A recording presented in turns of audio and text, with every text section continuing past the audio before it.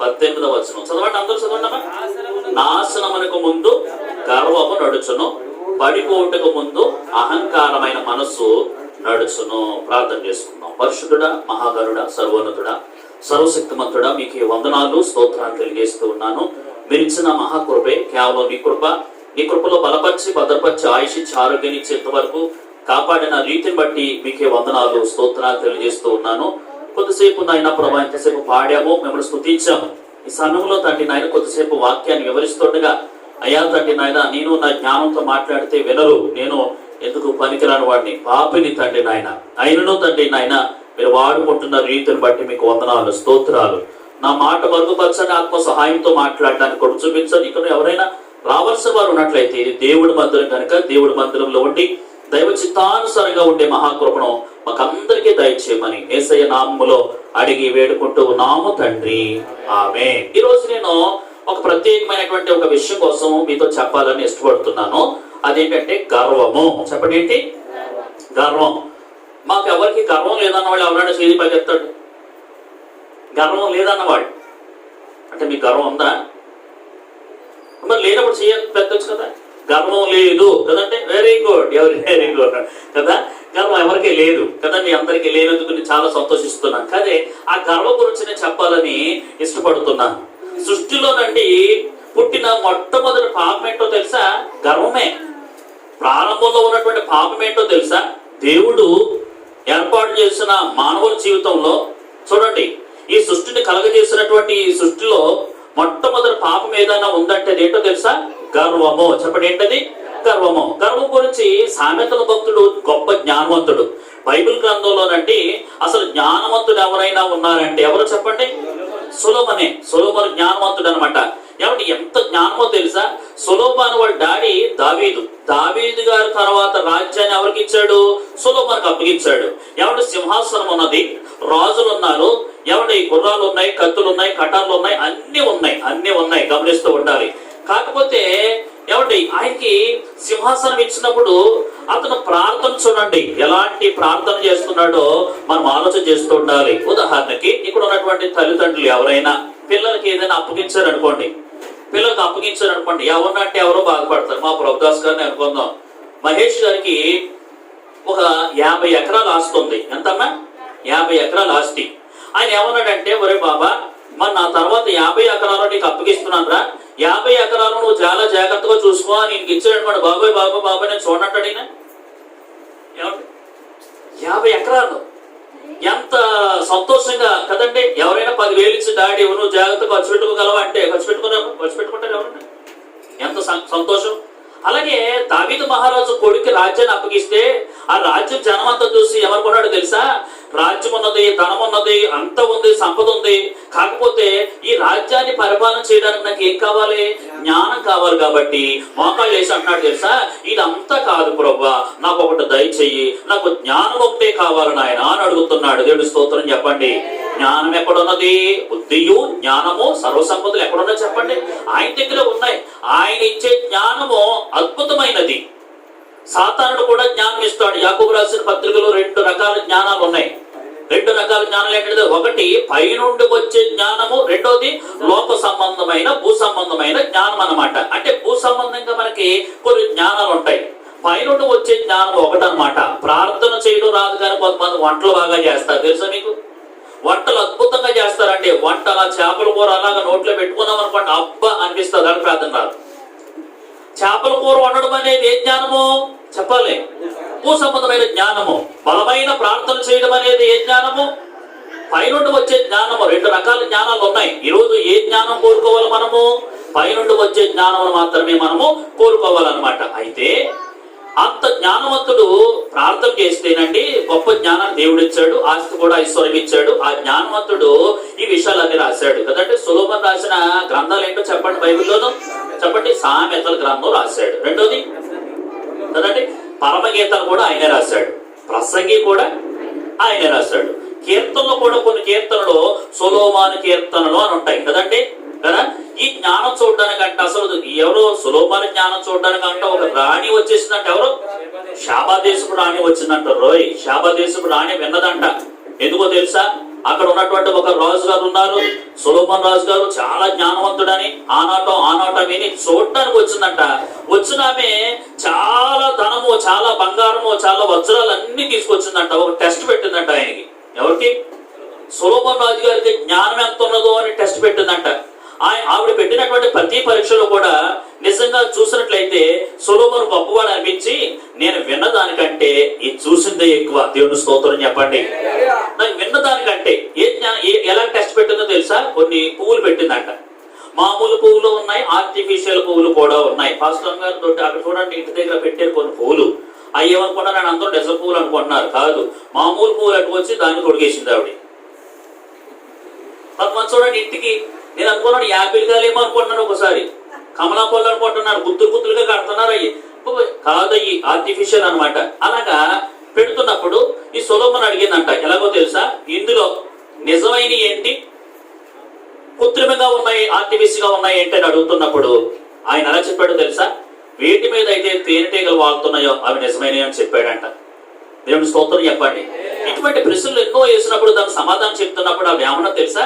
నీకు ఇచ్చే జ్ఞానము నేను చూసిన దానికంటే విన్నదానికంటే చూసిందే బాగా ఎక్కువని ఆమె ఎంతో సంతోషించినట్టుగా వాక్యం సెలవిస్తుంది. అటువంటి జ్ఞానవంతుడు ఏం రాశాడో చూడండి. ఎవరైనా ఎవరి మాట వినాలి? జ్ఞానవంతుల మాట వినాలి, చదువుకున్న వాళ్ళ మాట వినాలి, పెద్దల మాట చెప్పాలి. సద్దు మూట అంటారు కదా పెద్దలు ఏం చెప్తూ ఉంటారంటే, ఇలా ఉండరా అలా ఉండరా అని చెప్తూ ఉంటారు. పెద్దలు చూడండి, రే బాబా బాగా చదువుకోరా, మేము చదువుకోలేదు కాబట్టి ఇక్కడ గేరు దేవుడు ఉన్నాము, నువ్వు చదువుకోరా అంటే ఆడు చదువుకోడు.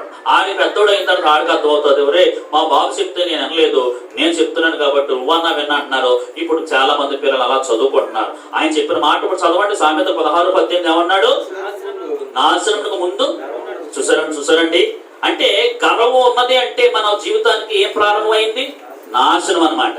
ఎవరికైనా గర్వం వచ్చిందంటే కారణం ఏంటో తెలుసా? ఆయన నాశనం అయిపోతున్నాడు అని అనుకోవాలి. చాలా మంది కొన్ని గర్వాలు చెప్తారు మీకు ఈ రోజు. ఆ గర్వం కానీ మనలో ఉంటే, ఈ ఆదివారం ఆరాధనలో ఏమి నేర్చుకున్నామంటే, ఈ గర్వం ఏదన్నా నాకుంటే నాయన తీసే నాయన అని మనం ఆలోచన చేస్తూ ఉండాలంట. చూడండి, ఎందుకో తెలుసా? గర్వం కానీ ఉంటే మనకి ఏం కలుగుతుందంట? నాశనం. గర్వము, అహంకారమైన మనస్సు, ఈ రెండు చెప్పాడు. అందుకని ఇవి ఉండకూడదు. ఎందుకో తెలుసు? సొలొమోనుకు ఉన్నాయి కాబట్టి నాశనం అయిపోయాడు.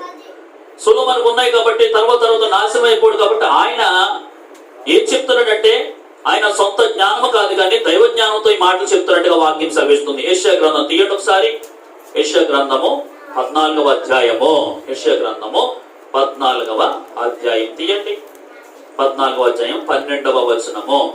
12వ తేజో నక్షత్రమా, వేకువ చుక్క, నీవెట్లు ఆకాశం నుంచి పడితివి, జనములకు పడగొట్టిన నీవు నేలబట్టు వరకు ఎట్లు నరకబడితివి. నేను ఆకాశమునికి ఎక్కిదను, పైగా నా సింహాసనం హెచ్చింతును, ఉత్తర దిక్కునున్న సభాపర్వతం మీద కూర్చుందును, మేఘమండల మీద ఎక్కుదును, మహోన్నతులతో నన్ను సమానముగా చేసుకుందునని. చూడండి, నీ మనసులో అనుకుంటివి కదా. ఎవరేళ్ళు తెలుసు కదా? అందరికీ తెలుసు. ఎవరు ఏమంటే ఇలాగ అన్న తేజో నక్షత్రమా ఏంటో తెలుసా? దేవుణ్ణి పరలోకంలో రండి కొంతమంది దేవదూతలు స్తుతిస్తున్నారు. ఎలా స్తుతిస్తున్నారు చెప్పండి? ఎలా స్తుతిస్తున్నారు? పరిశుద్ధుడు పరిశుద్ధుడు పరిశుద్ధుడు అని. కాబట్టి పాటలు పాడుతున్న వాళ్ళు కూడా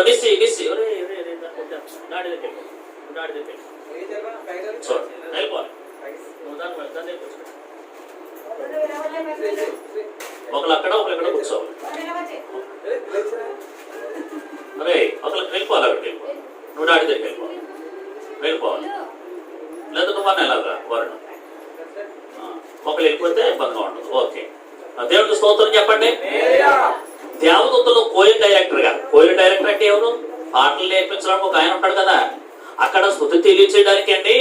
అసలు అందరు స్తుతి కంటే బాగా స్తుతి చేసిన వాడు ఎవరో తెలుసా? లూసిఫర్ దేవదూత. దేవదూతలు ఆడోళ్ళ మగోళ్ళ? మగోళ్ళే. చూసారండి, ఆడోళ్ళు కాదు. మనం మామూలుగా ఆడోళ్ళకి ఆడపిల్లలకి వేసం వేసి దేవదూతలు వేసం వేస్తాం. ఆడోళ్ళు ఎక్కడ ఉన్నారంటే భూమి మీద గుళ్ళోనే ఉన్నారు. ఇంకా పరలోకంలో అందరూ ఎవరో మగరూపాలే. దేవుడి స్తోత్రం. అందుకని దేవదూతలు అంటే మగవాడే అయినా ఇది ఏం చేస్తున్నాడో తెలుసా? ఈ దేవదూత దేవుడు స్తుతిస్తూ ఉన్నాడు, దేవుడు కనపరుస్తూ ఉన్నాడు, దేవుడు కూడా ఈయన హెచ్చింపజేస్తున్నాడు. ఒకనొక దినాన్ని ఏమైనా తెలుసా, దేవుడు స్థానం నాకు కావాలనుకున్నాడు. ఎవరు? ఈ లూసిఫర్ దేవుడు స్థానం నాకు కావాలి, దేవుడే కుర్చీలో కూర్చుంటే మనమందరూ పాట పెట్టి ఆ కుర్చీలో నేను కూర్చుంటే వీళ్ళందరూ చేత పాడించుకోవచ్చు కదని ఒక మనసు వచ్చిందంట. వెంటనే దేవుడు తెలిసి అక్కడి నుంచి బయటకి ఎట్టేశాడు. బయటకి ఎట్టేసినటువంటి ప్రాంతమే పాతాళము. దేవుడికి స్తోత్రం చెప్పండి. ఇప్పుడు పాతాళం చూడండి, పాతాళాన్ని దేవుడు ఏర్పాటు చేశాడు. ఎవరి కొరకు ఏర్పాటు చేశాడంటే ఎవరైతే గర్వపడతారో, ఎవరైతే గర్వంగా ఉంటారో, ఎవరైతే దేవుడికి విరోధంగా ఉంటారో, ఎవరైతే దేవుడిని అంగీకరించారో వాళ్ళందరి కొరకు దేవుడు ఏం ఏర్పాటు చేశాడమ్మా? పాతాళము ఏర్పాటు చేశాడు. ఈ రోజు మనకి పాతాళం కావాలా, పరలోకం కావాలా? పరలోకమే కదా కావాల్సింది, పరలోకం కావాలి. అయితే ఈ తేజో నక్షత్రమైనటువంటి ఈ లూసిఫర్ దేవదూత ఈ పాతాళానికి వెళ్ళిపోవడానికి కారణం ఏంటో చెప్పండి. ఒకే ఒక కారణం, గర్వము. చెప్పండి, ఏంటది? గర్వము. ఏ గర్వం అది? ఏ గర్వము? నేను దేవుడంతుడోని అయిపోవాలి, నేను దేవుడంత అయిపోవాలి అని గర్వం అన్నమాట. గర్వాల్లో కొన్ని రకాల గర్వాలు చూపిస్తున్నాను మీకు ఈ రోజు. ఒకటి కుల గర్వము. చెప్పండి, ఏంటి? కుల గర్వము అంటే చాలా మంది కులాన్ని బట్టి చాలా గర్వపడుతూ ఉంటారు. తక్కువ కులంగా ఉన్నదనుకోండి వాళ్ళు ఇబ్బంది పడేమో కానీ, ఎక్కువ కులంగా ఉన్నవాళ్ళు మేమంటే ఎవరో తెలుసా, మేము ఎవరో తెలుసా, నేను ఎక్కడికైనా ప్రార్థన చేయడం, అదే వాకింగ్ చెప్పడానికి వెళ్తున్నప్పుడు నాకు భోజనం పెట్టినప్పుడు ఎవరొకరు అడుగుతూ ఉంటారు, అదేంటంటే ఎక్కడంటే మీరు అని అడుగుతారు. అమలాపురం అని అంటారు. అమలాపురం అని ఇంటి పేరు ఏంటంటారో అని అంటుతారు. ఇంటి పేరు, మా ఇంటి పేరు పెదపూడి. పెదపూడిలో 3 ఉన్నారు మళ్ళానే. మళ్ళీ ఈ పెదపూడిలో ఈ క్యాస్ట్ ఏంటో తెలుసుకోవడానికి ఏదో రకంగా అదేనంటే మన వాడు కూడా పెదపూడి చాలా మంది ఉన్నారంటే అలాగా ఇలాగని అంటే ఒకటైతే అందరూ కలిసి ఒక చోట అన్నమాట. ఏమండి, ఇప్పుడు దేవుడు మందిరాలు కూడా ఎలాగైపోయినా తెలుసా? కుల సంఘాలు అయిపోయినాయి. ఎలాగైపోయినాయి? కుల సంఘాలు అనమాట. అంటే మా కుల వాళ్ళందరూ కలిసి ఒక సంఘము, మా కుల వాళ్ళందరూ కలిసి ఒక సంఘము. ఈ రోజు సేవకుడు చూసేది కులాన్ని బట్టి కాదు. దేవుడి స్తోత్రం చెప్పండి. నేను గర్వపడుతున్నాను, ఈ మందిరంలో ఇక్కడ ఉన్నవాళ్ళు చాలా మంది ఉన్నారు, వాళ్ళు మా వాళ్ళని చూడలేదు కానీ దేవుడి మందిరాన్ని సేవగా దేవుడిని ఆరాధించడానికి, ఆత్మీయతలో ఎదడానికి మాత్రమే వస్తున్నారు. వాళ్ళ గురించి నేను ఉదాహరణ చెప్తున్నాను. వాళ్ళ ఫ్యామిలీ ఉంది ఇక్కడ. వాళ్ళు రక్త సంబంధాల గురించి వాళ్ళు ఆలోచించలేదు. ప్రభుదాస్ గారు వాళ్ళ బామ్మగారు పాస్టర్ గారు, ప్రభుదాస్ గారు వాళ్ళ బామ్మగారు పాస్టర్ గారు అనమాట. నేను ఏమనుకుంటానంటే ఆదివారం ఆటో ఉంది కాబట్టి వాళ్ళ అమ్మ, నాన్న, వాళ్ళ చిన్నమ్మని, ఈ పిల్లల్ని ఆటోని అంటే ఎక్కి తీసుకుని ఇంకో ఇద్దరిని వేసేసుకుని ఈయన ఆటో మీద ఎక్కడికి వెళ్ళిపోవచ్చు అంటే వాళ్ళ బామ్మగారి గారు సంఘానికి వెళ్ళిపోతే సంఘం చాలా ఎక్కువ మంది ఉంటారు. దేవుడి స్తోత్రం చెప్పండి. ఇలా ఒకవేళ మా కులం అని కాదు, కులం అంటే ఒకవేళ కుల మీటింగ్ వస్తామేమో, మేము మీరు ఏదైనా కార్యక్రమాలు చేస్తే మేము వస్తామేమో, కానీ దైవచనుడు మాకు కావాలి. దేవుడు స్తోత్రం. మా యోహాను బాబు కూడా ఉన్నాడు అందులో. దేవుడు స్తోత్రం చెప్పండి. మాకు ఒక దైవచనుడు. ఎందుకు ఈ మాట చెప్తుందో తెలుసా? కులాన్ని బట్టి కదా. ఆ భక్తులు పాడతారు కదా, కుల పిచ్చోని నేను, కళ్ళు లేని కబోదిని, మతపుచ్చోని నేను, మతి లేని ఉన్మాదిని. దేవుడికి స్తోత్రం. ఈరోజు చాలా మంది కులాన్ని బట్టి కుల సంఘాలు వేరు, తాపిమేశ్వర సంఘాలు వేరు, వడ్రమేశ్వర సంఘాలు వేరు, తిరుపతి గారు కూడా సంఘం పెట్టారు, ఆ సంఘం వేరు. ఇది సంఘం ఏంటో తెలుసా? జీవము గల దేవుడు సంఘము. ఈ సంఘం ఎలా సంపాదించాడు? ఆయన రక్తం ఇచ్చి సంపాదించాడు. దేవుడికి స్తోత్రం చెప్పండి. మా వాళ్ళందరూ ఒక చోట ఉండడానికి అది వేరు, మా వాళ్ళందరూ ఒక చోట ఉండేది వేరు, దేవుడి పిల్లలు ఒక చోట ఉన్నది వేరు. అందుకని కులగర్వం. ఏమండి, బైబిల్ గ్రంథంలో ఒక అద్భుతమైనటువంటి వ్యక్తి ఉన్నాడు. ఆయన ఎవరో తెలుసు? అపోస్తుడు అయిన పౌలు. చెప్పండి, ఎవరైనా? పౌలు గారు సౌలుగా ఉన్నప్పుడు అండి అతను ఏం చెప్తున్నాడో చూడండి. అపోస్తుల కార్యగ్రంథం 22వ అధ్యాయం తీయండి ఒకసారి. అపోస్తుల కార్యగ్రంథము 22వ అధ్యాయము 3వ వచనం చూడండి. 22వ అధ్యాయము 3వ వచనంలో చూసారండి, నేను కిలికియాలోని తార్సులో పుట్టిన యూదుడను. యూదుడంటే చూసారండి ఏం చెప్తున్నాడు అక్కడ? యూదుడు. నేను ఎంత గొప్పడో తెలుసా? గొప్పతనం చెప్తున్నాడు. నేను యూదుడును. అతని యొక్క జాతి చెప్తున్నాడు, యోధా జాతి. ప్రపంచంలో ఉన్న జాతులన్నిటికంటే ఎవడి పెద్ద జాతి ఏదనుకుంటున్నారు? యోధా జాతి. యోధులకి నియమ నిష్ఠలు ఉన్నాయండి. యూదులు ఇంకొకరి ఇంట్లో ఎవరింట్లో చెయ్యి కడగరాళ్ళు. యూదులైతేనే వాళ్ళు పనిస్తారు తెలుసా? యూదులు ఇంట్లో పని చేయాలంటే మళ్ళీ యూదులై ఉండాలి. అంత నిష్ఠా గరిష్ఠులు. ఆ గరిష్ఠుల్లో ఇతను కూడా ఉన్నాడు. నేను యూదుడను. చూడండి, అయితే ఈ పట్టణంలో గమలియేలు పాదములు ఎంత పెరిగి. దేవుని స్తోత్రం. అంటే ఇతను చెబుతున్నది ఏంటో తెలుసా? నేను యూదుడును అన్నాడు. అంటే ఇతనికి ఏ గర్వం ఉంది? చూసారండి, జాతిని బట్టి కులాన్ని బట్టి అంత గర్వపడిపోతున్నాడు. నీ జాతి కాదు, నీ కులం కాదు, నీకు కావాల్సింది ఏంటో తెలుసా? యేసయ్యే. దేవుడి స్తోత్రం చెప్పండి. యేసుని బట్టి మనం అతిశయించాలి. అదే అపోస్తుల కార్యగ్రంథం 21వ అధ్యాయము 39వ వచనం చూడండి. 21వ అధ్యాయము. అందుకు పౌలు, నేను కిలికీలోని యూదుడను, ఆ గొప్ప పట్టణపు పౌరుడను, జనులతో మాట్లాడుటకు నాకు సెలవిమ్మని వేడుకొనుచున్నానని చెప్పాను. చూసారండి, నేను యూదుడను ఇక్కడ కూడా పరిచయం చేస్తున్నాడు. ఎందుకు ఈ మాట చెప్తున్నానంటే, పౌలు గారి గురించి ఒక కోణంలో మనం ఆలోచన చేస్తే, యూదుడు గురించి మనం ఆలోచన చేస్తే వాళ్ళ జాతిని హెచ్చరించేస్తున్నట్టుగా, జాతుల గురించి చెప్తున్నట్టుగా ఇక్కడ వాక్యం సెలవిస్తున్నది. దీన్ని ఉదాహరణగా తీసుకుంటే మన మట్టికి మనం చూడండి, ఒకవేళ మనకేమన్నా ఒకవేళ కులతత్వం ఉంటే చూడండి, ఆత్మీయతత్వం వేరు, చెప్పండి, కులతత్వం వేరు. ఆత్మీయతలో సరిపోలేదు అనుకోండి. అందుకనే కొరింథీ పత్రికలో ఏమన్నా తెలుసా? విశ్వాసికి చెప్పాలి, అవిశ్వాసికి జోడు కుదరదు. విశ్వాసికి అవిశ్వాసికి జోడు కుదరదండి. వాడు విశ్వాసి అయ్యుండి నీ జీవితంలో ప్రభువుని అంగీకరించి ప్రభు చిత్తానుసారంగా నడుచుకున్నాడు అంటే ఓకే, వాడు చేయొచ్చు. అందుకనే అబ్రహాము కూడా తన కుమారుడికి ఎవరికి ఇస్సాకుకు సంబంధం నిలకడానికి ఎవరు పంపించాడు? ఎలియాజును పంపించాడు. ఎక్కడ పంపించాడో తెలుసా? మా ఊళ్ళో అన్నాడంటే అర్థం ఏంటి? మా దేవుడిని నమ్ముకున్న వారని. దేవుడి స్తోత్రం చెప్పండి. వీళ్ళెవరు కూడా మా దేవుడిని నమ్ముకోలేదు. మా దేవుడిని నమ్ముకున్న వాడు వేరేగా ఉన్నారు. అక్కడి నుంచి అమ్మాయి కావాలనుకున్నాడు. ఆ అమ్మాయి పేరేంటి? రేపొక చిన్నది మిక్కిలి చక్కగది. ఈ రోజు మనం ఆలోచన చేస్తే చాలా మందికి ఒకవేళ ఈ గర్వం ఉంటే మాత్రము ఆ గర్వాన్ని బట్టి ప్రతి ఒక్కరు కూడా ఒక మాట అడగాలంట, నాలో కుల గర్వాన్ని తీసేయి నాయనా అని అడగాలంట. దేవుని స్తోత్రం చెప్పండి. నాది అని ఎప్పుడు మనం అనుకోకూడదు. మనకు ఉన్నదంతా కూడా ఎవరో తెలుసా? యేసయ్యే. నీ ఇంటికి అధికారి ఎవరు చెప్పండి కదా? నీ ఇంటికి అధికారి యేసయ్యే. మనం ఏమనుకుంటాం తెలుసా? వ్యక్తులు బట్టి మనం గర్వపడిపోతూ ఉంటాం. వ్యక్తులు బట్టి గర్వపడిపోతాం. మా ఓడు ఉన్నాడంటే మాకు పర్లేదు. కాదు మీ ఓడి కంటే నా యేసయ్య ఉండాలి. నీకంతే యేసయ్య ఉండాలి. మన ఇంట్లో ఎవరు ఉండాలి చెప్పండి? యేసయ్య ఉండాలి. యేసయ్య ఉన్న ఇల్లు సంతోషంగా ఉండాలి. రెండో కారణం చెప్తున్నాను. లూకాసు వార్త 12వ అధ్యాయం తీయండి. లూకాసు వార్త 12వ అధ్యాయము 16వ వచనంలో, 12వ అధ్యాయము 16వ వచనం.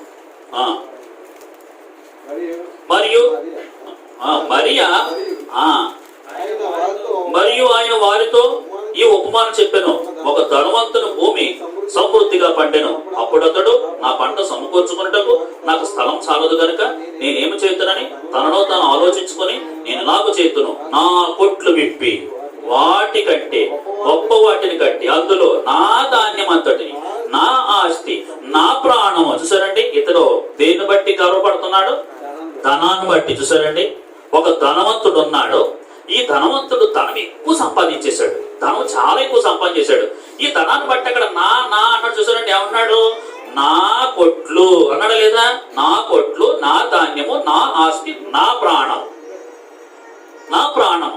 ఇతను ధనం ఎక్కువ సంపాదించేశాడు అనమాట. చాలా డబ్బు సంపాదించిన తర్వాత దేవుడు పక్కనెట్టి ఏమనుకోవడం తెలుసా? నా ప్రాణమా తినుము, తాగుము, సుఖించుము. ఈ ధనవంతుడు ధనాన్ని బట్టి అతిశయిస్తున్నాడు. 103వ కీర్తన మొదటి వచనం మనకు తెలుసు. ఆయన కూడా ధనవంతుడే. ఎవరు? దావీదు. ఆయన ఏమన్నాడు? నా ప్రాణమా యెహోవాను సన్నతించుము, ఆయన చేసిన ఉపకారములలో దేనిని మరొకము. చూడండి, దావీదుకి ఈ ధనవంతుడు తేడా చూడండి. దావీదు ధనవంతుడే, కానీ ధనాన్ని బట్టి ఎప్పుడు కూడా గర్వపడలేదు ఆయన. అందుకే దేవుడికి ఇష్టానుసారుడు అయిపోవడానికి ఎంత ధనం ఉందని ఎప్పుడు కూడా ఏమంటే ధనం సంపాదించుకోవడం మంచిదే కదా. ధనము కోట్లు సంపాదించుకోవాలి, కానీ ధనాశ ఉండకూడదు అంటే తెలుసా మీకు? ధనం ఎంతైనా ఉండొచ్చు, కానీ ధనం మీద ఆశ ఉండకూడదు. కొంతమందికి డబ్బు అంటే ఆశ అండి. డబ్బు మీదే ఆశ ఉంటుంది. డబ్బులు ఎలా సంపాదించాలి. పొద్దుటే ఒక ఆవిడ వచ్చింది, ప్రార్థన చేసుకోండి. నేను చెప్తున్నాను, ఏమన్నా తెలుసా? 6 రోజులు మీరు కష్టపడండి. ఇంకా ఆదివారం ధనం కోసం మీరు ఆలోచించొద్దు. ఎందుకో తెలుసా? నువ్వు ఆదివారం ఎంత పని చేసినా చిల్లి సంచిలోకి వెళ్ళిపోతే తెలుసా? నువ్వు ఆదివారం దేవుడి మందిరానికి కాదు నువ్వు పని చేస్తే, నువ్వు ఒకవేళ 5,000 రూపాయలు సంపాదిస్తే 5,000 రూపాయలు నువ్వు ఎలా ఖర్చు పెడతావు నీకే తెలియదు. అనుభవించిన వాడిని అడగండి ఇక్కడ చాలా మందికి. అందుకని ధనం శాశ్వతం కాదు, దేవుడు శాశ్వతం. దేవుడు ఉంటే నువ్వు 20 రూపాయలు సంపాదించుకున్నా ఆ రోజు నువ్వు సంతోషంగా ఉండగలవు. నమ్ముతున్న వారు దేవుని స్తోత్రం చెప్పండి. ఇక్కడ దావీదేమో ఏమంటున్నాడు? ఆయన చేసిన ఉపకారంలో దేనిని మరొకమంటున్నాడు. ఈ ధనవంతుడు అంటున్నాడు, నా కొట్లు, నా ధాన్యము, ఏమంటే నా ఆస్తి, నా ప్రాణము అంటున్నాడు. వెంటనే దేవుడు ఏమన్నాడు తెలుసా? పోయి వెర్రివాడా అన్నాడు. ఏమన్నాడు? పోయి వెర్రివాడా, ఈ రాత్రే నీ ప్రాణమును వాళ్ళు అడుగుతున్నారు. వాళ్ళు అడుగుతున్నప్పుడు ఏం సమాధానం చెప్పను. ఖచ్చితంగా వాళ్ళు అడుగుతున్నారు కాబట్టి ఇచ్చేస్తున్నాను నేను, ఆ ప్రాణాన్ని ఇచ్చేస్తున్నాను నేను. అందుకని ధనం గురించి ఆలోచన చేస్తున్నాడు. సామెతల గ్రంథం 11:28 కూడా అదే చెప్తున్నాడు. ఏమంటున్నాడు? సామెతల గ్రంథము 11వ అధ్యాయము 28వ వచనంలో చదవండి. సామెతల గ్రంథం, ధనమును నమ్ముకుని వాడు పాడైపోవును, నీతిమంతులు చిగురాకు వలె వృద్ధి నొందుదురు. చూసారండి, ధనమును నమ్ముకుని వాడు ఏమైపోతాడు? పాడైపోతాడు. నువ్వు నీతిమంతుడుగా ఉన్నావా? ధనం మీద ఆధారపడుతున్నావు. నేను చెప్పిన మాటలు కాదు, దేవుడు చెప్తున్న మాట ఏంటో తెలుసా? ధనాన్ని నమ్ముకోవద్దు, ధనాన్ని నమ్ముకోవద్దు. ఎవరు నమ్ముకోవాలి? మనము దేవుడినే నమ్ముకోవాలి. ధనాన్ని నమ్ముకుని వాడు పాడైపోతాడు. మేము మాది ముమ్మడానం దగ్గర అయినాపురం అనే ప్రాంతము. మా తాతయ్య ఇంచుమించుగా ఒక 20 ఎకరాలు సంపాదించాడు. ఒక 20 ఎకరాల ఆస్తి అనమాట. 20 ఎకరాల ఆస్తికి మా నాన్నగారు అన్నతమ్ములు 5. 5లోనూ మా నాన్నకి 4 ఎకరాలు ఇచ్చాడు. ఎంతమ్మా? 4 ఎకరాలు. మాకున్నది ఇప్పుడు సెంటు పోవే. అప్పుడు 4 ఎకరాల ఆస్తి. 4 ఎకరాలు అంటే చాలా ఎక్కువ అనమాట. పెద్ద ఇల్లు. ఆ ఇంటికే ఒక 25 గుమ్మాలు ఉన్న ఇల్లు. అటువంటిది ప్రభుదాస్ గారు కూడా తెలుసా ఇల్లు. 4 ఎకరాల ఆస్తి అనమాట. ఈ ఆస్తి చూసి వాళ్ళు ఏం చేసేవారు తెలుసా? వాళ్ళు వెండి కంచాల్లో భోజనం చేసేవారంట. వాళ్ళు వెండి కంచాల్లో భోజనం చేస్తే, ఇక్కడ రామారావు గారు ఉన్నారు కదా, ఆరైగా చేశారు. ఇక్కడ మా మేనమామ అనమాట. వీళ్ళు కొంచెం లేనివాళ్ళు అనమాట. ఎప్పుడైనా వీళ్ళు మా అమ్మని ఇచ్చారు కదా అని అక్కడికి వెళ్తే మా నాయన ఏం చేసిందంటే, మా నాన్నోళ్ళకి మా పెదనాన్నోళ్ళకి వెండి కంచాల్లో భోజనం పెట్టి, మా మామయ్య వాళ్ళకి అరిటాకులు భోజనం పెట్టిందంట. అంటే మీ గతి ఇదే చెప్పడానికి. అంటే మనిషికున్నది ఏంటి? ఏ గర్వము? ధనాన్ని బట్టి గర్వం. మా మామయ్యలు అప్పుడప్పుడు చెప్తూ ఉంటారు, ఎంత గర్విష్ఠులు రా బాబు మీ వాళ్ళు అందరూ, డబ్బుందని చేసే కానీ మమ్మల్ని హేళన చేసేవారు వాళ్ళు. ఇప్పుడు ఏమైందో తెలుసా? ఈ ఆకులేమో ఏడుకొచ్చు, ఈ గిన్నెలేమో ఏడుకెళ్ళిపోయి బళ్ళు వాడలు బళ్ళు. మా మామయ్యలు అందరూ కూడా వెండి కంచాల్లో భోజనం చేసి తినిచ్చాడు. మా బాబోళ్ళు అందరికీ కూడా అరిటాకులు కూడా ఇప్పుడు ఎవరన్నా తెలుసా? ఇళ్ళ స్థలం రాయండి. ఎన్ని ఎకరాలు ఆస్తి? 4 ఎకరాలు అంటే 400 ఇల్లు కట్టుకోవచ్చు సెంటు భూములను. ఇప్పుడు ఎక్కడికి వెళ్తున్నారో తెలుసా? మాకు ఇళ్ల స్థలం కావాలండి, మాకు ఇళ్ల స్థలం కావాలండి. ఇళ్ల స్థలానికి వెళ్తున్నారు. ఉన్నదంతా అమ్మేసుకున్నారండి. దేనికి అమ్మేసుకున్నారో తెలుసా? కోడి పందాలకి పేకాడికి అమ్మేసుకున్నారు ఏళ్ళు. అంటే దేని బట్టి ఇప్పుడు వాక్యం చదవండి. ఏమన్నాడు? ధనమును నమ్ముకుని వాడు ఏమైపోతాడు? పాడైపోతాడు. ఒక ఇల్లు ఉండేది, తర్వాత మా బాబు అప్పు చేసి చచ్చిపోయాడు. ఆ ఇల్లు మేము అమ్మేశాం. అంటే ఇంకేం లేదు. ఈ ఆస్తి అంతా ఎలా సంపాదించారంటే పేకాడు ఆడు సంపాదించారంట. అలాగే వెళ్ళిపోయిందండి. ఈ రోజు నాకు అర్థమవుతుంది ఏంటో తెలుసా? ధనం మీద నమ్ముకుంటే మాత్రం మనం అందరూ పాడైపోతామని వాక్యం సెలవిస్తుంది. అందుకని సామెతలు 27-24 కూడా అదే చెప్తున్నాడు. చూడండి, సామెతల గ్రంథము 27వ అధ్యాయము 24వ వచనంలో చూడండి చక్కటి మాట. ధనము శాశ్వతం కాదు. ధనం ఎప్పుడు అలా ఉంటుందండి? ధనం ఎప్పుడైనా అలా ఉంటుందా? మనం ఏమనుకుంటా తెలుసా? అమ్మయ్య పిల్లోడు పేరుని 2 నచ్చలు వేసావా? వేసానే 2 నచ్చలు వేసి ఎప్పుడు తీసేదో తెలియదు. కొంతమంది అంటే నాకు తెలుసున్న వాళ్ళు భర్తలు ఏం తెలుసా? భార్య బంగారం తాకడెట్టి, ఈ మనిషి ఏమనుకుంటుందంటే తాకడెట్టాడు మామలో డబ్బులు తర్వాత వసూలు చేస్తాడని ఆగడని నవ్వేడు ఆయన. అమ్మేశాడు. శాశ్వతం కాదు. ధనం శాశ్వతం కాదు. నీ ధనం శాశ్వతంగా నీకు ఉండాలంటే ధనానికంటే ఎక్కువైనది యేసయ్యనే నమ్మాలి. దేవుని స్తోత్రం చెప్పండి. ఒకటి కులగర్వం, కులపిచ్చి. ఆ గర్వం ఉన్నట్లయితే మాత్రం వాటిని తొలగించుకోవాలి. చూడండి, అందుకనే పౌలు ఏమన్నాడు తెలుసా? ఎంత దీవిస్థితి అయిపోయాడంటే, ఏమంటే నేను పెంట గొప్ప మీద కంటే దీనుడు అన్నలేదు అతను. ఎంత తగ్గించేసుకున్నాడు. అంత యూదుడు ఏమన్నాడు తెలుసా? నేను మీ అందరికంటే తక్కువ వాడిని అన్నాడు. అందుకనే దేవుడిని బట్టి మనం అతిశయించాలి, కానీ మనం కులాన్ని బట్టి అతిశయించకూడదు, ధనాన్ని బట్టి అసలే అతిశయించకూడదు. సామెతలు గ్రంథము 11:4 అంటాడు, ఉగ్రత దినము నా ఆస్తి అక్కరకు రాదు అన్నాడు. నువ్వు ఉగ్రతలోకి వెళ్ళిపోతున్నప్పుడు, ఒకవైపు పాతాళంలోకి వెళ్ళిపోతున్నప్పుడు అప్పుడు ఆలోచన చేస్తుండాలి, నువ్వు ఎంత సంపాదించుకుని నీ ధనము నీ దగ్గరికి రాదు, కానీ నీ దగ్గరికి వచ్చేది ఏంటో తెలుసా? నువ్వు నమ్ముకున్న దేవుడే నీ దగ్గరికి వస్తాడు. నువ్వు నమ్ముకున్న దేవుడే నేను మరి బలవంతులుగా చేస్తాడని వాక్యం సెలవిస్తుంది. ఇంకొక గర్వం చూపిస్తున్నాను. సామెతల గ్రంథము అందరికి ఇష్టమైన గర్వం చూపిస్తున్నానే. 2 గర్వం చెప్పాను. ఏంటమ్మా? ఒకటి పూల గర్వం. ఉండకూడదు అన్నవాళ్ళు గట్టిగా స్తోత్రం చెప్పండి. రెండోది ఏ గర్వం? డబ్బును బట్టి గర్వం ఉండకూడదు. డబ్బులు ఉంటాయి అంతే, అలా వస్తాయి వెళ్ళిపోతాయి అంతే. దాని మీద ఆశపడదు. డబ్బు సంపాదించండి. అలాగే పాటలుగా చెప్పేది కదా అని ఏ రోజు డబ్బులు ఆ రోజు ఖర్చు పెట్టుకున్నాడు అమ్మాయి అమ్మ అలా ఖర్చు పెట్టుకోకూడదు. నేను ఎప్పుడు మాట చెప్తాను, ఫైనాన్షియల్ మినిస్టర్ ఇంట్లో ఎవరు? కరణేసు తెలుసా మీకు? కార్యేసు దాసి. కార్యేసు దాసి అంటే భార్య పనులు చేయడంలో దాసిలో పనిచేయాలి. కరణేసు సలహాలు, ఎవరి సలహాలు వినాలి? భార్య సలహాలు కూడా వినాలి కదా. భోజేసు మాత. అందుకని భర్తలు కొంతమంది ఎంత డబ్బులు పెట్టుకుని ఈ జేబులో కుక్కేసుకుంటారు, ఈ జేబులో కుక్కేసుకుంటారు, ఈ జేబులో కుక్కేసుకుంటారు. ఆ మనిషికి ఎవరికి? నేను ఒక మంచి రహస్యం చెప్తాను. మీ డబ్బులంతా కూడా మీ భార్య చేతుల్లో పెట్టండి. దేవుడి స్తోత్రం చెప్పండి. ఆమె ఎలా తెలుసా? ఆమె చాలా పొదుపు. మనమైతే వెచ్చలబెట్టి అయిపోతాం కానీ ఎవరి అలాగని మరి బాబాలకు బాబా అయిపోకూడదు. మొత్తం ఆమె చేతి పెట్టాలి మరి 10 రూపాయలు లేవు అలాగని కాదు. ఎవరో తీపిచ్చాడు గొప్పని, అదే మరి మా ఫ్రెండ్ వచ్చాడు మరి 10 రూపాయలు లేవంటది, ఫ్రెండ్ అక్కడే కూకుంటాడు. మరి అంత దారుణం కాదు, అంత పంచుకోవాలి ఎవరితోటి. ఈ రోజు నుంచి మీరు సంపాదనలో సగం సంపాదన అయినా ఎవరికి ఇవ్వాలమ్మా? ఇస్తానన్నవాడు మగవాళ్ళు అందరూ గట్టిగా స్తోత్రం చెప్పండి. వెరీ గుడ్ తీసుకోండి. మీరు తీసుకోకపోతే నా ఫోన్ కార్డులు ఉన్నాయి కదా, చెయ్యండి. ఓకే. మూడోది అందాన్ని బట్టి గర్వం. సామెతల గ్రంథం 31:30 తీయండి. సామెతల గ్రంథము 31వ అధ్యాయము 30 అందము మోసకరము, సౌందర్యము వ్యర్థము. చూసారండి, అందము మోసకరం. చాలా మంది అందాన్ని బట్టి ఏం చేస్తారమ్మా? అందాన్ని బట్టి ఏం చేస్తారు? గర్వపడుతుంటారు తెలుసా? సియోను కుమార్తెలంట గర్విష్ఠురాలై మెడ చాచి కాళ్ళు గజ్జులు. నేను చాలాసార్లు చెప్తున్నాను, మనం పెడుతున్నప్పుడు ఎవరికి ఆటంకంగా ఉండకూడదు తెలుసా. నేను చాలా వీటికి వెళ్తూ ఉంటాను కాబట్టి కొంతమంది ఈ రింగులు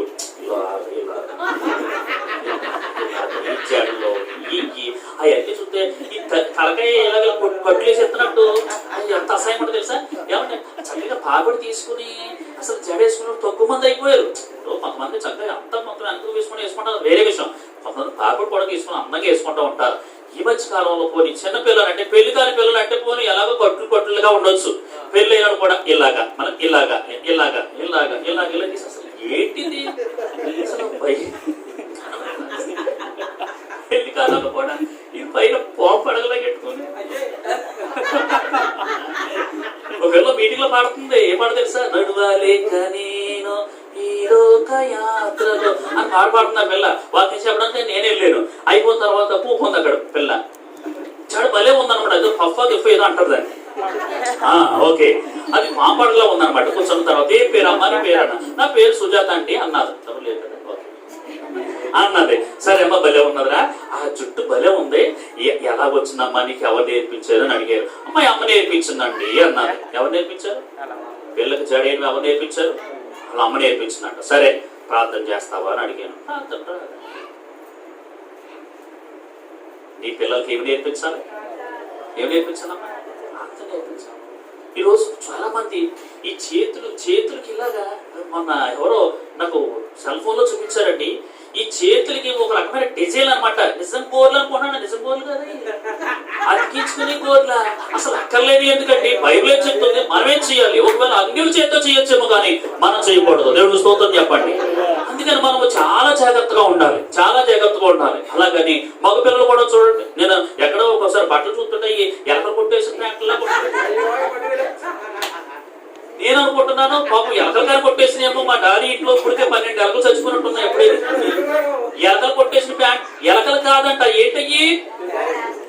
అది ఎక్కడ ప్యాంటే 3000 అంట. అలా ఎలకలు కొట్టేసినట్టు ఉంటుందంట. ఎంత దారుణం అండి. అసలు ఈ మధ్యకాలంలో ప్యాంట్లు అందరూ కిందకి వేసుకోవట్లేదు, కొంచెం కొరసైతే వేసుకోవాలి కదా. ఇక్కడికి ఎట్టుకుంటున్నారు ప్యాంటు. ఏంటి ఈ ప్యాంట్లు? ఏంటి ఇది? కొంచెం కిందకి లాగంటే రాదు. ఇది ఎంత దారుణం అండి. నువ్వేలా చేస్తే నీ కొడుకు ఎలా చేస్తాడు, నీ కూతురు ఎలా చేస్తుంది? ఈ రోజు మనం ఆలోచన చేసుకోవడానికి మనకు తగవన్నమాట. అది చెప్పాడు. ఎవరు బడాయి చేసినాడు? ఎవరు బైబిల్లో బడాయి చేసినాడు? ఎవరు?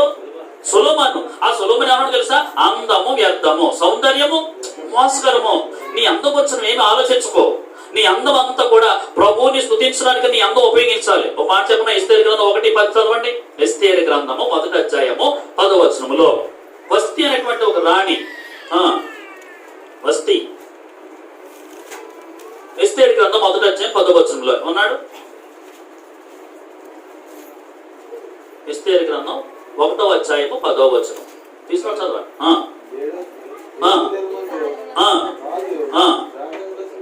తొగి ఉన్నప్పుడు అధిపతులకును ఏమండి మీరు ఆలోచించండి. రాజుగారు ఒక ఆయన ఉన్నారు. రాజుగారి పేరేంటో తెలుసా మీకు? అహస్వరేశ్వరు రాజు. రాజుగారికి ఎవరు ఉంటారు? రాణి అని చెప్పాలి. తెలుసా అని చెప్పాడు. రాజుగారు ఉన్నారంటే ఏముండాలి? రాణి లేకపోతే గోడురాజు. రాణి ఉండాలి. రాణి ఉండాలి. రాజుగారు రాణి ఇద్దరు ఉండాలన్నమాట. ఇప్పుడు ఆ రాజుగారికి రాణి ఉంది. రాణి పేరు ఏం పేరమ్మా? వస్తి. వస్తికి ఉన్న క్వాలిటీ ఏంటో తెలుసా? అబ్బా అందగత్తె. ఎవరు?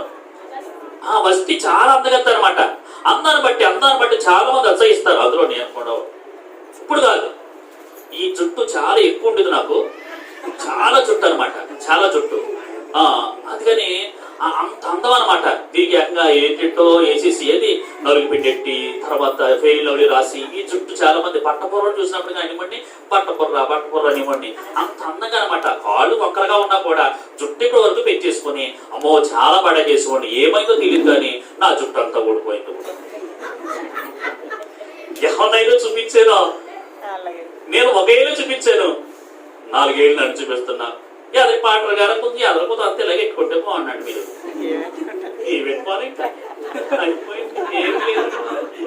అంటే మనం అందం కోసం ఆలోచించొద్దు. అందం ఎవరు ఇవ్వాలి?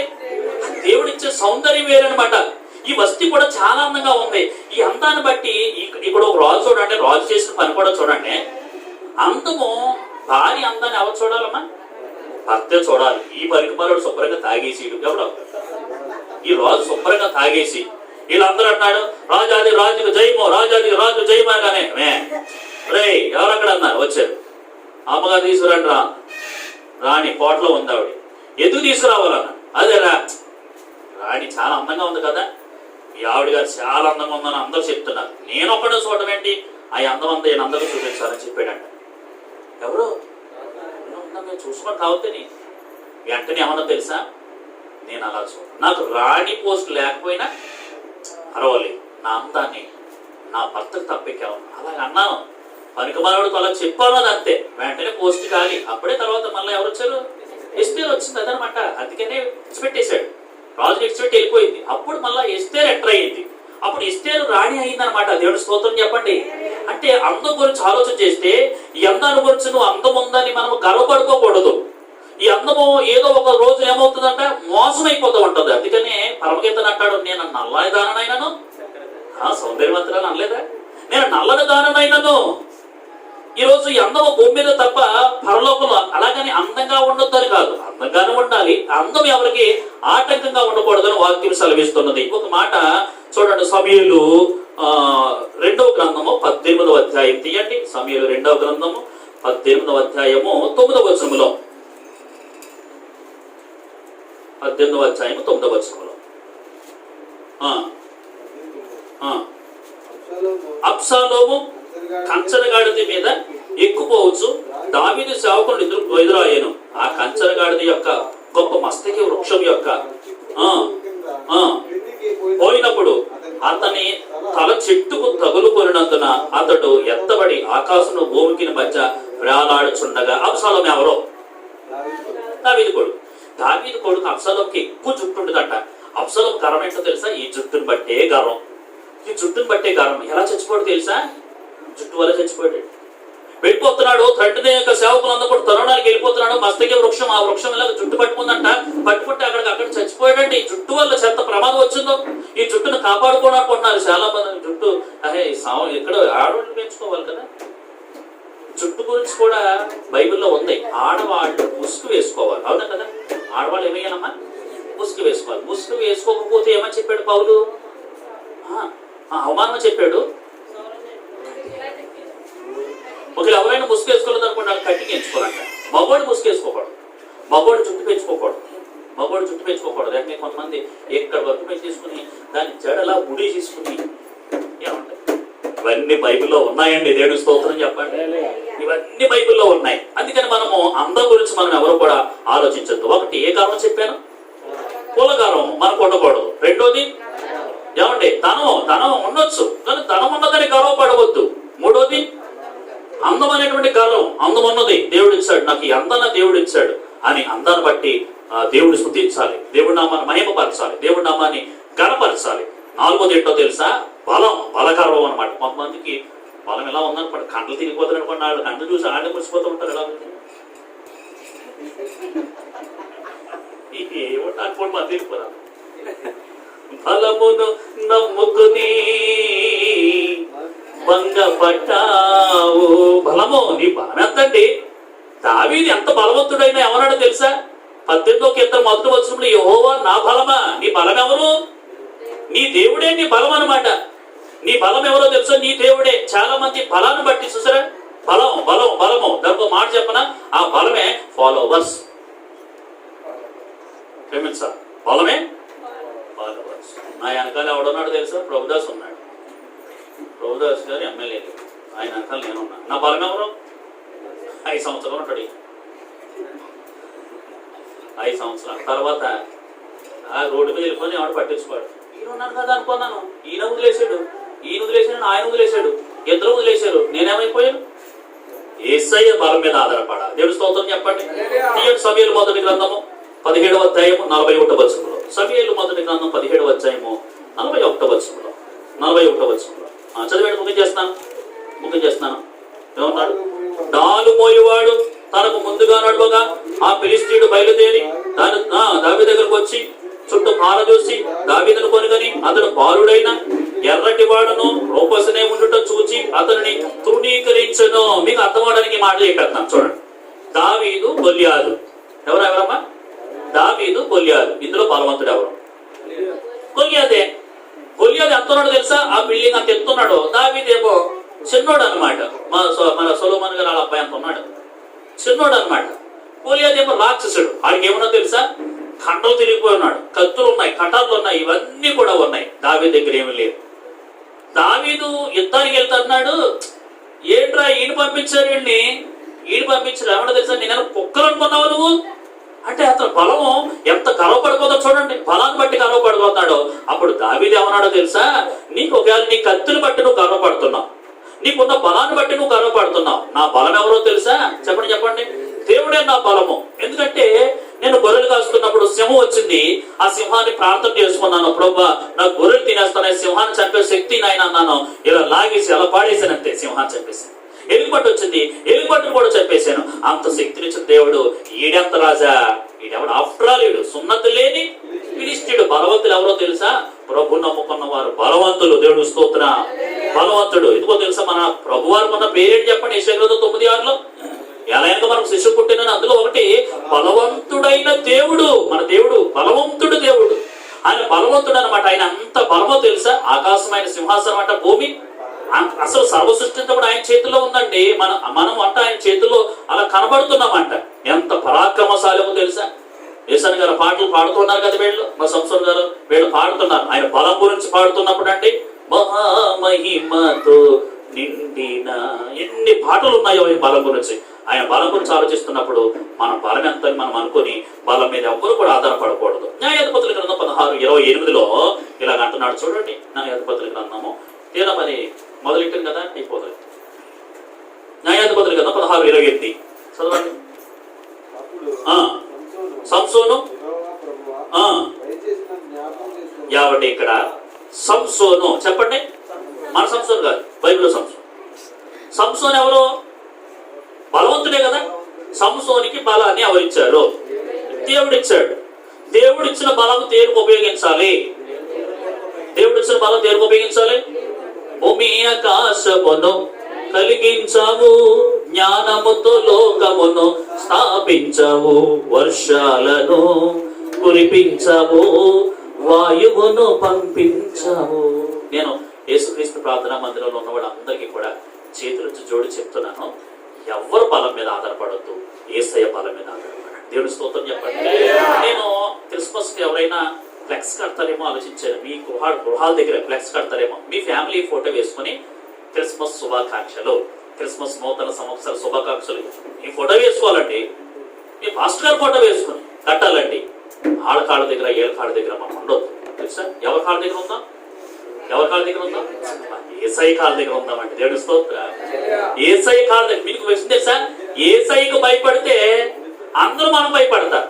మనుషులకు భయపడితే ప్రతి ఒక్కరికి భయపడాలి తెలుసా. ఈ రోజు ఒకరికి, రేపు ఒకరికి, రేపు ఒకరికి. అలాగని గౌరవించొద్దు నేను అంటలేదు.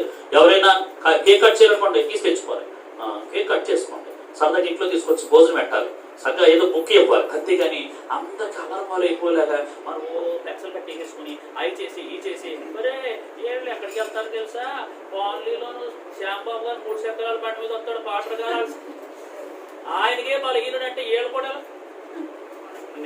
నేను బలహీనుడు అన్నవాడు గట్టిగా స్తోత్రం చెప్పండి. నేను బలహీనున్నా కాదు, దేవుడికి స్తోత్రం. నా నమ్మకంలో దేవుడు బలవంతుడు కాబట్టి నేను బలవంతుడు, నేను బలవంతుడు కాబట్టి నా దగ్గర ఉన్న మీరు అందరూ కూడా ఎవరు చెప్పండి. అందుకని తండ్రి ఒక మాట అన్నా పిల్లలు ఏం చేయాలి తెలుసా, కొంచెం క్షమించాలి, కొంచెం పెద్ద మనసు సరా ఏసయ్యే కదా, నీ ఇంటి దగ్గర ఏసయ్య ఉండాలి. దేవుడి స్తోత్రం. ఎన్ని గర్వాలు చెప్పాను? 1 కులగర్వం, 2ది ధనగర్వం, 3ది అందోగర్వం, 4ది బలాన్ని బట్టి బలగాన్ని బట్టి కదా. ఆఖరి గర్వం ఏంటో తెలుసా, భక్తి గర్వము. అంటే భక్తులు కూడా గర్వం ఉంటుందా? చిన్నబాబులో చూస్తున్నాడు, భక్తులు కూడా అదేంటనే భక్తులు గర్వం ఏంటి? చాలా మంది అంటే వాక్యం బాగా చెప్తారనుకో, నేను ఎంత చెప్తానో తెలుసా, ఇదో గర్వం. కొంతమంది ప్రార్థన బాగా, నా ఎంత ప్రార్థన ఎవడో చేసుగా నేను ఎలా చెప్తాను, చెప్పి ప్రార్థన చేస్తాను,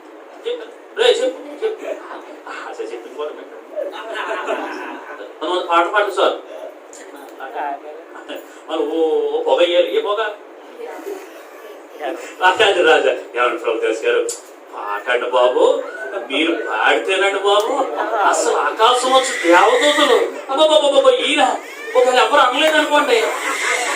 భక్తికి ఏమైపోయిందంటే ఈ గర్వం ఏంటో తెలుసా, భక్తి గర్వము. భక్తి గర్వము, ఆ భక్తి గర్వం ఒకటి కొంచెం చూడండి. లోకాసు వార్తలోను 18వ అధ్యాయంలోను, లోకాసు వార్త 18వ అధ్యాయము 10వ వచనం చదవండి.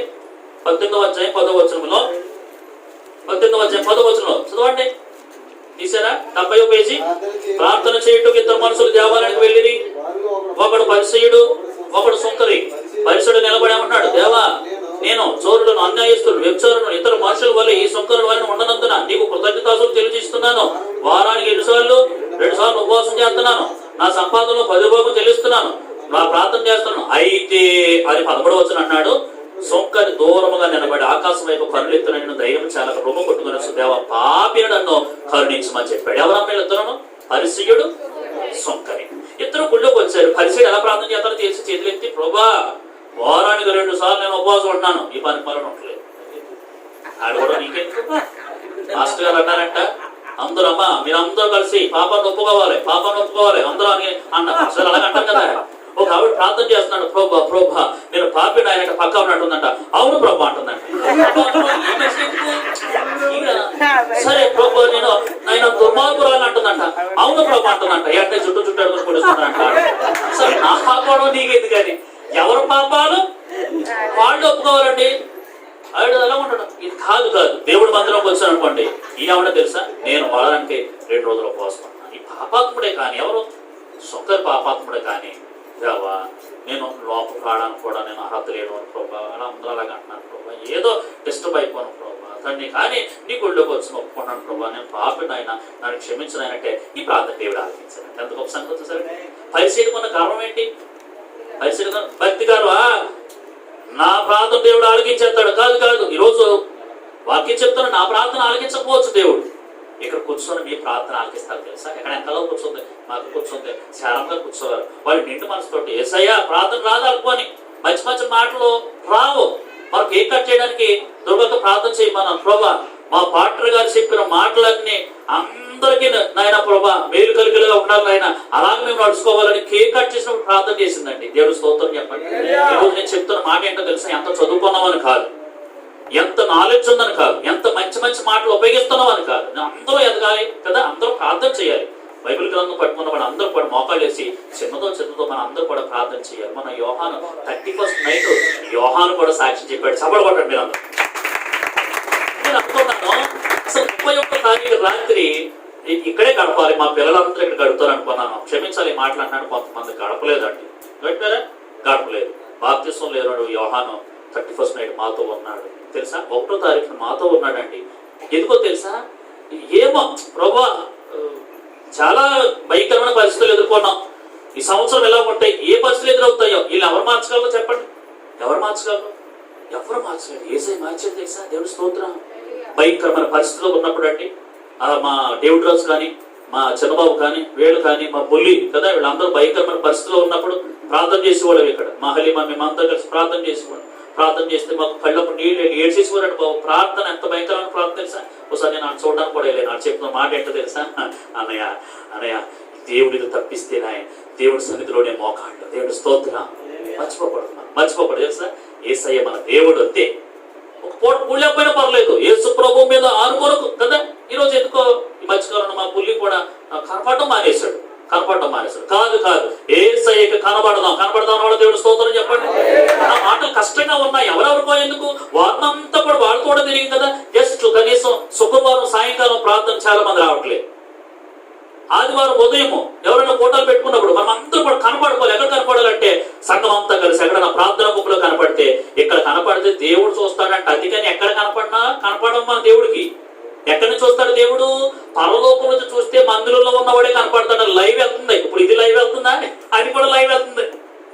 చూడండి బలాన్ని బట్టి కదా. భక్తి గర్వం అంట, భక్తి గర్వం. సామెతలు 16:5 అదే చెప్తున్నాడు. చూడండి 16:5 ఏమంటున్నాడు? సామెతల గ్రంథం 16:5 ఏమన్నాడు? అక్కడ మాట,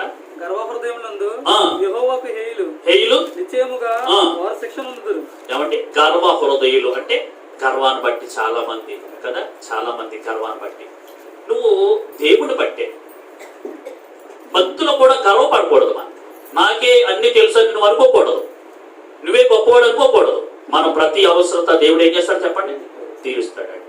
పొడి మాటలైనా కావచ్చు, యేసయ్య సన్నిధిలో నిజమైన భక్తి చెయ్యాలి. అందుకనే 128వ కీర్తన 4వ అన్నాడు, యెహోవా యందు భయభక్తులు గలవాడు భక్తి గలవాడు కాదండి. భక్తి అంతకు ఉంటుంది. భయంతో కూడిన భక్తి కొంతమందికే ఉంటుంది. ఆ భక్తి భయభక్తులు ఉన్న వాళ్ళు దేవుడి రాజ్యానికి వారసులు అయిపోతారు. దేవుడి స్తోత్రం చెప్పండి. నేను చిన్నగా ఏమైనా సమస్య జరుగుతున్నప్పుడు బయటికి వెళ్ళి ఒక మాట చెప్తాను. అమ్మా అలా ఉండకూడదురా బాబు, నువ్వు ఇలా ఉండకూడదు అన్నప్పుడు, ఇదిగో ఎవరి మాట నేను మాస్టర్ గారి మాట అయితే నేను వింటాను. ఎందుకో తెలుసా? వాడికి దేవుడి మీద భక్తి. దేవుడి స్తోత్రం చెప్పండి. నేను అంటున్నాను, ఈ గర్వాలు ఏం అనకూడదు. గర్వం దేని దారి తీస్తుందమ్మా?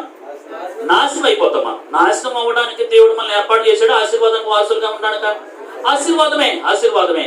అందుకని ఏ గర్వం ఉండకూడదు? ఒకటి పొలగర్వం ఉండకూడదు. రెండోది ధనగర్వం కదా. మూడోది అందం గర్వం. నాలుగోది బలం. ఐదోది భక్తి. భక్తులో గర్వపడిపోవచ్చు. చాలా మంది మేము చాలా భక్తి చేసేస్తున్నాం తెలుసా, మేము చాలా భక్తి చేసేస్తాం. అలా వద్దు. నువ్వు చేసిన భక్తిని పక్కన పెట్టి ఎదుటోటి పక్కను కూడా నువ్వు భక్తులకు తీసుకురావాలి. నీ మంచి మాటలతోటి భక్తులు తీసుకొస్తే దేవుడు మన అందరికీ కూడా దీవిస్తాడు. అట్టి కృప దేవుడు మన అందరికీ కలుగ చెయ్యును గాక.